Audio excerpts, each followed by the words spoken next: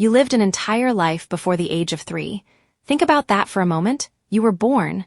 You opened your eyes for the first time. You heard your mother's voice. You felt warmth and comfort. You tasted food. You learned to crawl. You took your first steps. You spoke your first word. Thousands of things happened to you, and yet you remember none of it, not a single moment. It's one of the strangest facts about being human. Every one of us lived through those years, but for most people, they are completely inaccessible. It's as if the first chapter of our lives was erased from the book before we ever got a chance to read it. Most people assume the explanation is simple. You were too young. Your brain wasn't developed enough. Case closed. But that's not actually what modern science tells us. The truth is much stranger, because your baby brain wasn't failing to record your experiences. In many ways, it was recording everything. The memories were there, but something happened to them.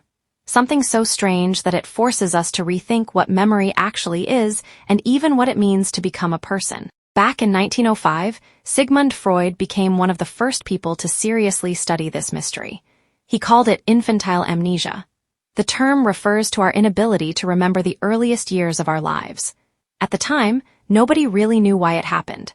And for decades, the mystery remained unsolved. Many scientists simply assumed that babies couldn't form memories. After all, if adults can't remember being babies, maybe babies never stored those experiences in the first place. It sounds reasonable, except it turns out to be wrong.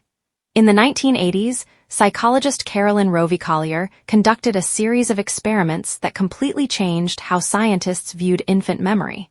Her experiment was brilliantly simple. She placed babies in cribs and tied a ribbon from one of their ankles to a mobile hanging above them. The babies quickly discovered something interesting. When they kicked their legs, the mobile moved, and they loved it. They kicked over and over again, making the colorful shapes dance above their heads. Then the researchers removed the setup. Days later, the babies returned, and something remarkable happened. Many of them immediately began kicking their legs as soon as they saw the mobile. They remembered. Even babies as young as 2 months old could retain memories for several days. Older infants could remember for weeks. The conclusion was unavoidable. Babies can learn. Babies can store information. Babies can retrieve memories. So the problem isn't that infants are incapable of forming memories. The real question is this: if those memories existed, where did they go? Why are they gone now? To answer that question, we need to look inside the brain. Deep within your brain sits a structure called the hippocampus. It's small, curved, and easy to overlook, but it plays a crucial role in memory. Think of the hippocampus as a librarian. Every experience you have passes through it. A birthday party, a conversation, a rainy afternoon, a funny joke. The hippocampus helps organize these experiences and store them so they can later be recalled. In adults, this system works remarkably well. The hippocampus communicates with regions of the cortex and helps transform experiences into long-term memories. But in infants, things are different. The memory system is still under construction. The connections between the hippocampus and other brain regions are incomplete. Important structures involved in memory processing haven't fully matured. As a result, babies can create memories. They often struggle to preserve them for the long term. For years, scientists believed this explained everything. Case solved. The memory machinery wasn't fully developed yet, but then researchers uncovered evidence suggesting something even more surprising. The problem wasn't simply that infant brains were incomplete. The problem was that they were changing too fast. The answer may lie in something called neurogenesis. During the first years of your life, your brain produces an enormous number of new neurons, or brain cells. This process is essential. Without it, your brain couldn't build the complex networks needed for learning, thinking, solving problems, and adapting to the world around you. But this incredible growth comes with a hidden cost. Imagine writing your life story in a notebook.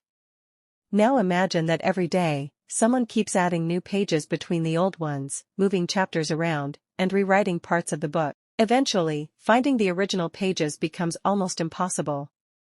Researchers Sheena Jocelyn and Paul Franklin believed something similar happens inside a baby's brain. As new neurons are added to the hippocampus, the memory circuits are constantly changing. Older memories can become unstable or much harder to retrieve. To test this idea, scientists performed experiments on mice. When they increased neurogenesis in adult mice, the animals became more forgetful. Memories they had already formed became harder to retrieve. But when they reduced neurogenesis in young mice, those mice remembered things much longer than normal. The results suggested something remarkable. Your baby brain wasn't too weak to remember. It was simply too busy growing. The very process that built the brain you have today may also have erased many of your earliest memories. Every new neuron helped create a stronger, smarter brain, but at the same time, it also reshaped the memory circuits that already existed. Some early memories may have become inaccessible, not because they never formed, but because the brain kept rebuilding itself. This means your earliest experiences weren't meaningless. They still shaped the way your brain developed. They taught you how to recognize faces, how to respond to your parents, how to understand emotions, how to explore the world. Even if you can't consciously remember those moments, they helped shape the person you eventually became. So why can't you remember being a baby? The answer isn't that your brain failed. Your memory system was still developing. Your hippocampus wasn't fully connected.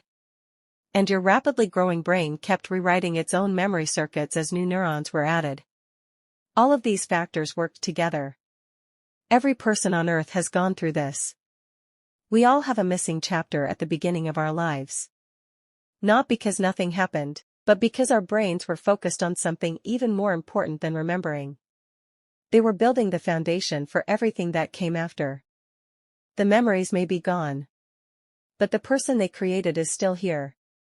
And that's the strange truth about your forgotten childhood.